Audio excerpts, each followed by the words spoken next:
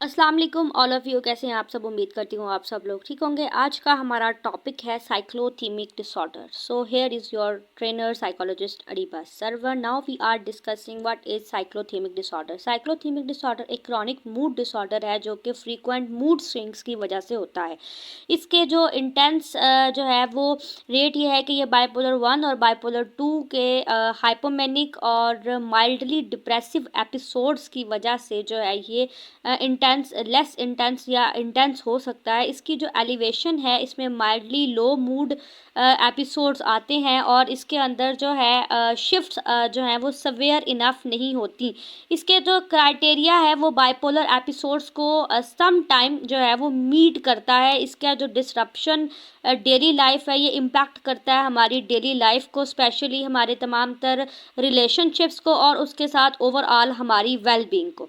Next further आ जाते हैं इसके कॉजेज़ में जो है, जैसा कि हम जानते हैं कि जितने भी साइकोलॉजिकल डिसऑर्डर्स हैं उनके अंदर जो एक मेन फैक्टर आता है दैट कॉम्बिनेशन ऑफ कॉजेज़ ये होते हैं कि जेनेटिक्स, बायोलॉजिकल, एनवायरमेंटल तीनों फैक्टर्स ही जो है वो रोल प्ले करते हैं किसी भी डिसऑर्डर को कॉज करने के लिए, जिसके अंदर स्पेशली बाइपोलर डिसऑर्डर में जो है इसका इंक्रीज रिस्क हो रहता है साइक्लोथीमिक डिसऑर्डर का, क्योंकि इसमें केमिकल इम्बैलेंसेस आ रहे होते हैं और इसका जो ब्रेन फैक्टर है वो इन्वॉल्व करता है हमारे न्यूरोट्रांसमीटर्स लाइक डोपामीन और सीरोटोनिन लेवल्स में अगर कोई इश्यूज आए, कोई केमिकल इम्बैलेंस हो तो जो है वो इसका ये कॉज बन सकती है साइक्लोथीमिक डिसऑर्डर की।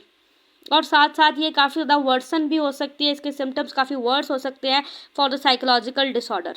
नेक्स्ट जो है इसके सिम्टम्स आ जाते हैं फॉर साइक्लोथीमिक डिसऑर्डर। इसमें हाइपोमेनिक सिम्टम्स आते हैं, इसमें इंसान किसी भी पर्सन की एनर्जी जो है वो बहुत ज़्यादा हाई हो जाती है और उसकी नींद जो है वो बिल्कुल कम हो जाती है, क्योंकि हाइपोमेनिक सिम्टम्स ही है कि इंसान की इम्पल्सिविटी बहुत ज़्यादा बढ़ जाती है और सम टाइम उसके अंदर इरिटेबिलिटी इश्यूज़ भी आ जाते हैं। और अगर डिप्रेसिव सिम्टम्स हों तो एनर्जी बहुत ज़्यादा लो हो जाती है, इंसान होपलेसनेस हो जाता है वो पर्सन, और साथ ही साथ उसकी जो कंसंट्रेशन है वो बहुत कम हो जाती है, उसकी नींद के जो है वो मसले भी बढ़ते हैं, या तो बहुत ज़्यादा नींद आएगी या बहुत कम नींद आएगी, और उसके साथ साथ जो है वो लॉस ऑफ इंटरेस्ट हो जाता है इन द लाइफ एक्टिविटीज़, जो कि daily functioning, daily life settles और क्वालिटी ऑफ लाइफ को काफ़ी ज़्यादा जो है वो डिस्टर्बिंग कर देती है, क्योंकि बहुत ज़्यादा सोना या बहुत ज़्यादा जागना दोनों ही लाइफ को डिस्टर्ब करते हैं। नेक्स्ट आ जाता है डायग्नोसिस रिक्वायर्ड। जैसे कि आप लोग जानते हैं कि तमाम तर डायग्नोसिस, उसके साथ साथ फिर जो है इसके अंदर डिसऑर्डर को डायग्नोस करने के लिए कुछ स्केल्स का भी इस्तेमाल किया जाता है, जिसके अंदर जो है वो डीन्स साइक्लोथीमिक 16 जो है वो एक स्केल है जिसको इस्तेमाल करके इसकी डायग्नोसिस और एवोल्यूशन की जाती है। साथ साथ इसमें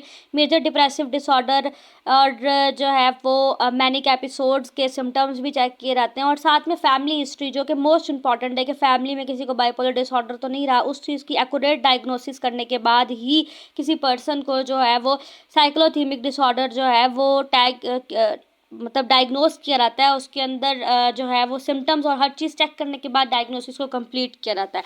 उसके बाद जो है वो आ जाता है ट्रीटमेंट में साइक्लोथीमिक डिसऑर्डर के अंदर जो है वो मूड स्टेबलाइजेशन के ऊपर सबसे पहले फोकस किया जाता है, क्योंकि तमाम तर जो अगर मूड फ्लक्चुएशंस बहुत ज़्यादा होंगी तो इसका फिर प्रोग्रेशन और प्रिवेंटिंग इश्यूज आएंगे। तो इस चीज़ को सेटल करने के लिए सबसे पहले बाइपोलर डिसऑर्डर को और साथ साथ जो है इसके सिम्टम्स को कम किया जाता है। मूड स्टेबलाइज करने के साथ साथ साइकोथेरेपी का काम किया जाता है। साइकोथेरेपी के अंदर जो है वो कॉग्निटिव बिहेवियरल थेरेपी का यूज़ किया जाता है, जिससे हम अब तमाम तर मूड को रिकग्नाइज भी कर सकते हैं और उसके पैटर्न को चेंज करके कोपिंग स्ट्रेटजीज भी डेवलप करवाते हैं, जिसमें इसके साथ साथ कॉम्बिनेशन ऑफ मेडिकेशन यूज़ किया था, जिसमें मूड स्टेबलाइजर्स और एंटी डिप्रेसेंट मेडिसिन, और अगर बहुत ज़्यादा सवेयर लेवल ऑफ साइक्लोथीमिक डिसऑर्डर हो विद बाइपोलर डिसऑर्डर तो फिर उसमें एंटी साइकोटिक मेडिसिन का भी इस्तेमाल करवाया जाता है, और उसके साथ साथ पर्सन को उसके लाइफ स्केड्यूल्स सेट किए जाते हैं, जिसके अंदर उसकी स्ट्रेस मैनेजमेंट टेक्निक सिखाई जाती हैं और उसके मूड को स्टेबलाइज करने के लिए डेली रेगुलर एक्सरसाइजेज और साथ साथ